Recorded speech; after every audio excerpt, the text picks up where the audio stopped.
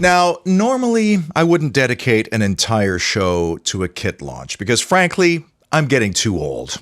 I get more excited about the training gear because I wear this stuff almost every single day. Now, if a kit knocks it out of the park to the point where you can wear it out to a nice place with a pair of jeans and your favorite trainers and you don't look like a total goof, well, that's a different story, but there's also a lot of cynicism around the commercialization and the merchandising in modern football. I mean, another year, another 115 quid you're dropping on a kit that, does it look that much different than last year's?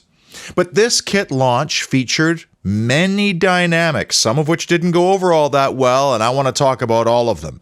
The kit, the sponsor, the logo. There's a lot of commercial dynamics happening right now, so let's call this show What the Heck?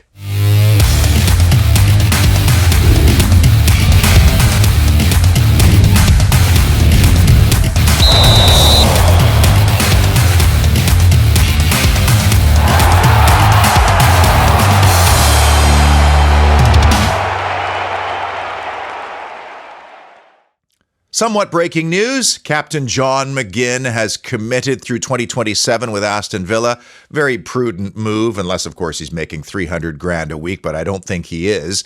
And these discussions already started 2 months ago, apparently. So a testament, first of all, to how fabulous our manager is for getting the most out of McGinn. Because I was one of the ones who was absolutely unconvinced at the start of this season and at times through the last couple of years.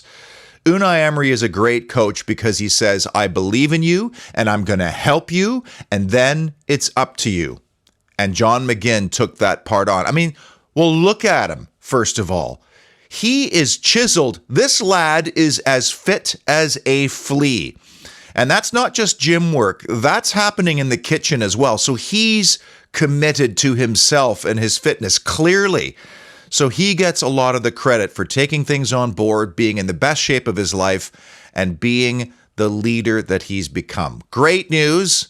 I have a funny feeling that Ollie Watkins is next. I get this isn't just about the design of a shirt. It's also a rite of passage for this time of the year. Summer, optimistic countdown to the regular season. And if the merchandising team gets things right and they do hit it out of the park, well, merchandise is a significant portion of a club's revenue. For me, I just want the team wearing it to win. A strip always looks better when the team wearing it is winning, although I do like this detail of the sound waves of the Ale Ale Ale song. That's nice, and I'm going to talk about that video a little bit later on. And here I am now pimping the strip, because if you want to buy it, I've put a link in the description below, and it's not going to cost you anything more, but if you use that link and you buy your new home shirt, well, you'll be helping me pay the absolutely crippling duties that my country imposes on me for bringing in merch like this. You know, as much as I really like Castor's stuff, because the fit and the quality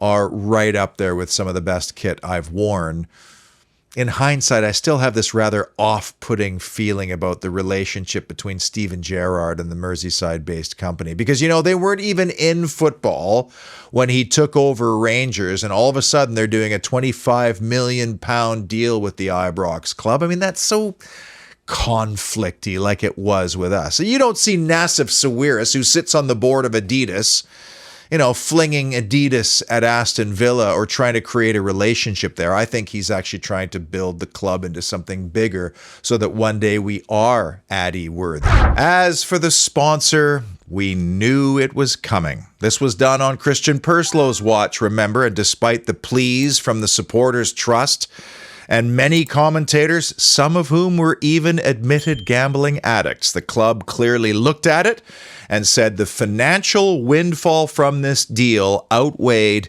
any potential negative association with their brand. And this BK8 betting firm's financial stake in the deal is significantly more than Kazoo's $6 million per season. And that's on top of this new shoulder patch as well with Trade Nation, which I'm thinking has got to be at least $1 to $2 million extra per year. These are the decisions clubs have to make now if they want to keep swimming in the shark tank with all these cheaters. I mean, first you had Man City in there, 115 allegations. Now you got Todd Boehly selling his Chelsea junk to Saudi Arabia, which owns shares in Chelsea, which will, of course, help mitigate his absolutely scandalous and reckless spending. But the fact that betting companies won't even be allowed to be on the front of jerseys in 3 years after this deal is over, there's a whiff or a stench, frankly, of, I don't know, soul selling. I've gambled on football once in my life, and can you believe it? I won thanks to Villa's opening day win at Arsenal in 2013. Remember Tony Moon? And I wasn't fussed about Dafa Bet or 32 Red being on the club's kit at the time. It's a tough situation. I want Villa to compete in Europe with the big boys, and I want them to bring in the best players possible. And in order to do that, you have to find the best commercial deals, and you have to increase revenue somehow. But I also understand this word called integrity and trying to curate partnerships where you and your partner have similar values.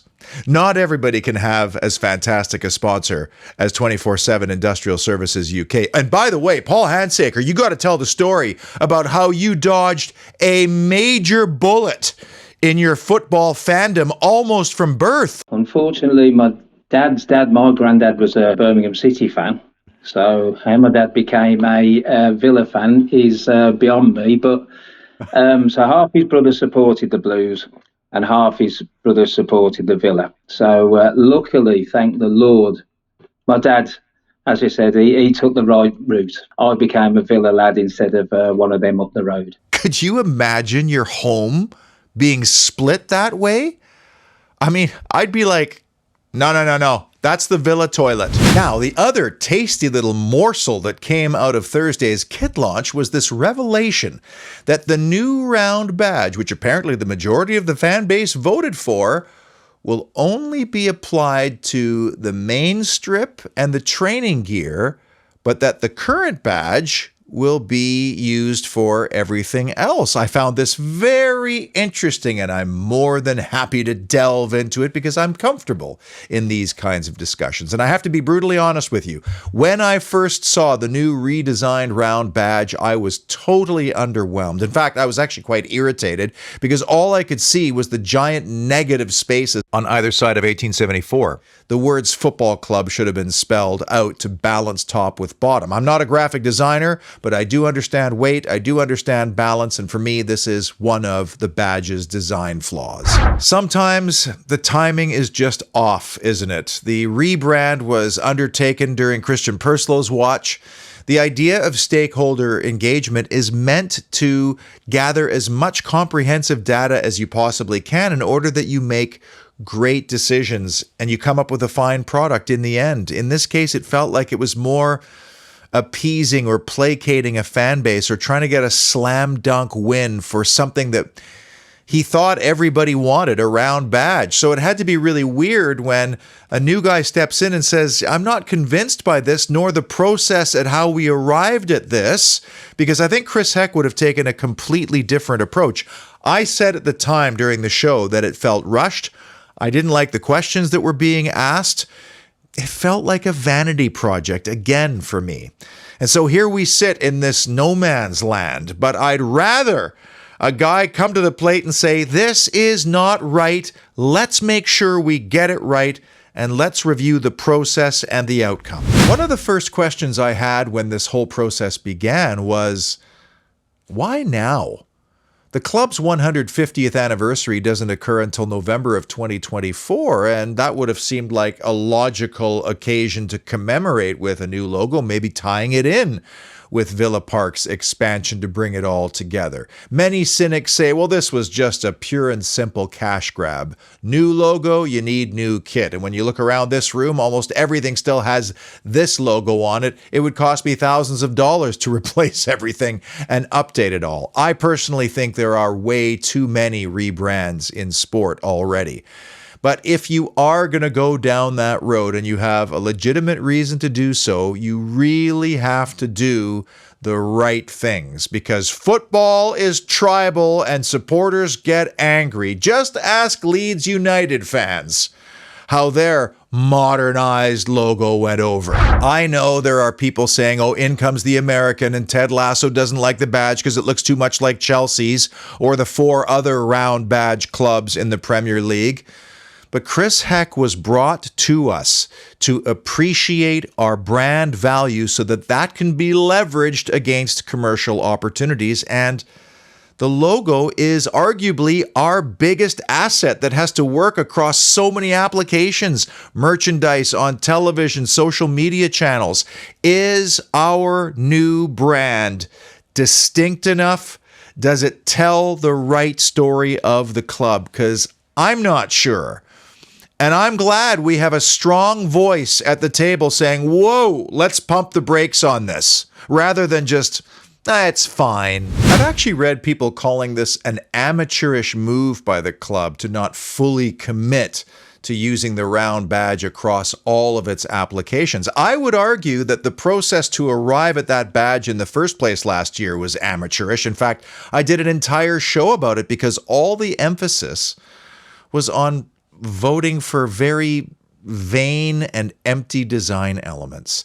And I feel that even more so now that I finally visited Birmingham after all these years, talked to so many of you as supporters, and actually breathed the air at Villa Park. All the great elements and values that make our club wonderful are not reflected in the new design. It's just a pretty badge. The other badge was pretty as well.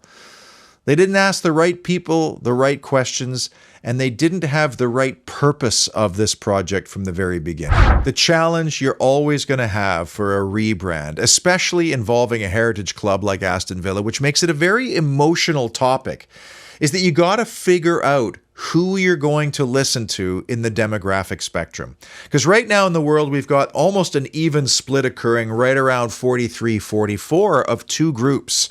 Over here, you've got the Gen Xers and the Boomers above. And then down here, you've got the Millennials and a huge demographic in Gen Z coming up behind. Over here, my group is very nostalgic. We're stubborn. We don't like change. So we're happy with the status quo. Whereas this group over here has only known change in their life, adapting, updating new things, instant stimulation.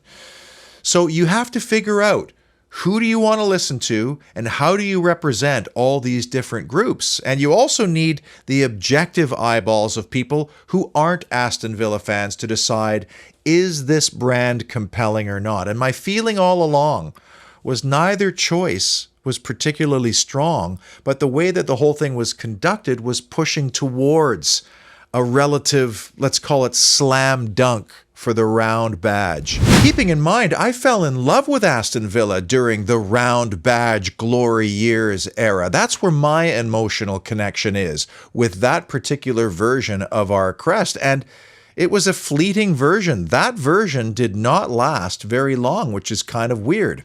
Now, I want to show you something else that came from the launch on Thursday, and that was the wonderful video, which features, among others, David Bradley, Aston Villa fan. And watch this video and ask yourself, why do I feel the way I feel when I watch it? Every week we follow the boys in claret and blue. We conquered all of Europe in 1982. We're Villa boys from Aston. We travel near and far. You can hear us singing on the stands of Villa Park. Allez, allez, allez.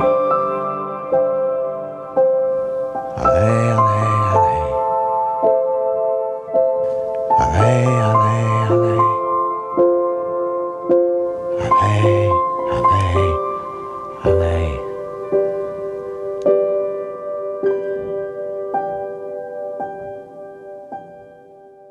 There were so many elements in this 1 minute that say everything about who we really are.